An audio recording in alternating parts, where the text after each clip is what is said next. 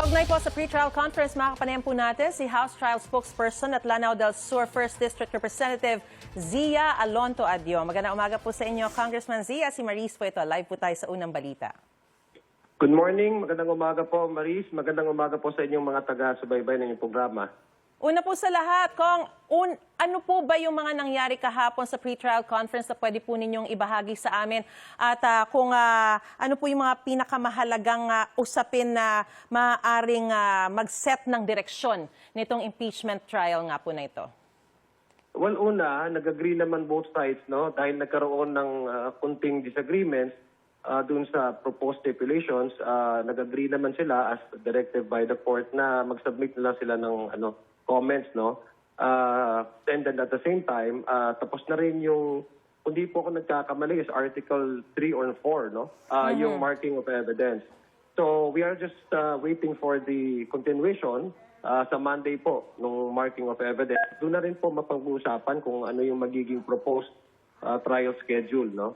From both sides. Kung ilan yung araw na nire-request ng both sides, both panels, kung ilang araw ang i-allocate ng Senado, para doon sa actual na trial. So we're just waiting for the continuation of the marking of evidence and as well as the submission of the the stipulation, proposed stipulation and probably the agreed stipulation before June 22, because June 22 would be the deadline.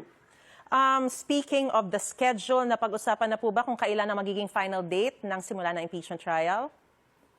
Sa initial po na date indicated in the notice is July 6 ang umpisa po ng trial. No? This is based on the notice that we received from the Honorable Court.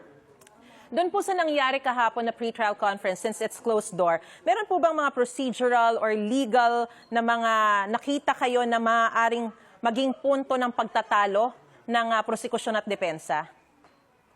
Well, una po yung mga stipulation of facts, even some portion of that, yung proposed na stipulation of facts na sinasubmit ng prosecution, some of them were were actually challenged by the defense. In fact, that's the reason why medyo nagkaroon ng disagreement. But this is usual occurrence naman sa mga pre-trial conference. Yun nga, yung mga, I think the evidence that will be proposed also are being questioned by the defense. But again, these are the usual occurrence in a pre-trial conference. That's why para mas mapabuti, kasi ang intention talaga ng pre-trial conference is to simplify the discussions that will be out during the public, out in the trial, medyo nadidelay because of some motions and some disagreements, no, especially coming from the defense panel. So yes, so we would expect, I would expect that would be that the defense would be raising technical issues, no, in relation to the evidence, no, that would be presented by the prosecution.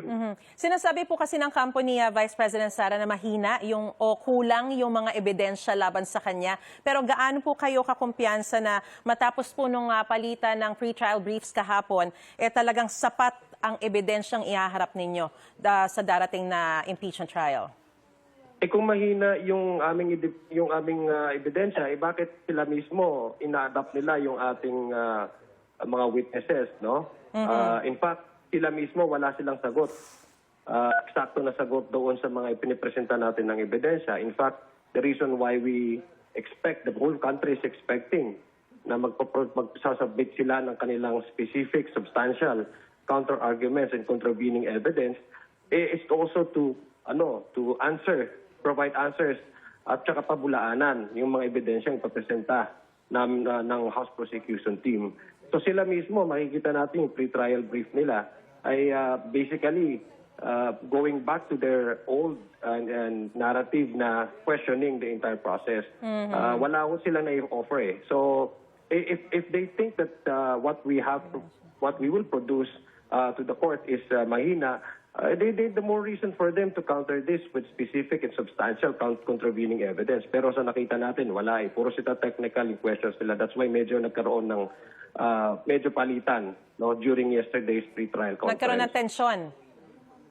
Well, I would not say that yan siya because that is actually expected in every pre-trial conference. All lawyers would attest na kasi adversarial na from the beginning ang kanilang position dyan. So we would expect really some sort of disagreements, of course. Disagreements. All Pero right. supposedly dapat kasi stipulation of facts yan ang i-contest mo lang it's either to admit or to challenge the facts being presented. Pero I'm not sure kasi hindi man tayo kasama doon during the pre-trial conference. But what happened is we assume that and we anticipate that there will be some technical motions that will be raised in the coming days during the pre-trial conference up to June 25. Kung sa But we Lunes- anticipate naman and we are ready for that. Yes, we understand. Sa Lunes na po, yung susunod na pre-trial conference, closed door pa rin po ba ito? Ano po? Yung pre-trial conference po na pagpapatuloy sa Lunes, closed door pa rin po ito? That so far yung po yung alam natin. It's a continuation of what they have started yesterday. So well, obviously that's going to be the ruling pa, no? Unless of course the impeachment court decides otherwise to let Alright. others to cover the pre-trial conference. Kasi ang alam ko, Senado, ang gusto din nila is mas smooth, is mas efficient yung pag-uusapan para hindi masyadong ma-delay pa at saka hindi masyadong magkaroon pa ng unnecessary na distraction. So I think that's the reason why they wanted it to be closed door. At the same time, yung safety din yung magiging possible na mga witnesses na ipoproduce ng both defense and the prosecution. Si Senador Chis Escudero po ang posibleng ihalal na presiding officer ng impeachment trial. Ano po masasabi rito ng House Prosecution Panel? Well, sa amin naman, ready naman po kami. Handa naman po kami kung sino man po ang uupo dyan as presiding officer dahil ito po ay desisyon ng Senado at meron naman po silang institutional independence, independence para po pag-decide nila kung ano yung magiging internal matters when it comes to who will be the presiding officer. So sa amin naman po, what is important is gumugulong na ba itong pre-trial conference, nag-start na po ito at masaya po kami dahil yung accountability mechanism ng ating constitution na palagi naman po namin sinasabi ay nararamdaman natin at umuunsad na. Sa kasalukuyan pong komposisyon ng mga senador, paano nyo nakikita ang magiging direksyon ng impeachment trial? Especially with everything that has happened in the Senate, nagpalitan, pumunta sa kabilang kampo. Ano po ang nakikita nyo rito? Well, sa amin naman po, ang aming ilalatag dito sa ebidensya sa taong bayan at sa ating mga senador, Yun naman po talaga yung trabaho natin dito at saka yun naman po yung duty na binigyan ng Constitution's House Prosecution Panel. We will rely on our evidence and we will present them as effective and as easy to understand by the public as possible. Yun po yung atin dito, pananagutan, accountability, at inaasahan po natin na itong mga ebidensya na ipapresenta ng House Prosecution Panel ay may counter evidence din ang defense. So sa amin po, yun po yung priority ng ating House Prosecution Team na may latag po ang ebidensya at makita ng taong bayan na itong charges na ito ay base-base po sa mga solid na mga ebidensya. Alright, maraming salamat po House Trial Spokesperson Representative Zia Alonto Adyong. We wish you all the best. God bless po. Maraming salamat din po, classmate, and good morning. Salamat po.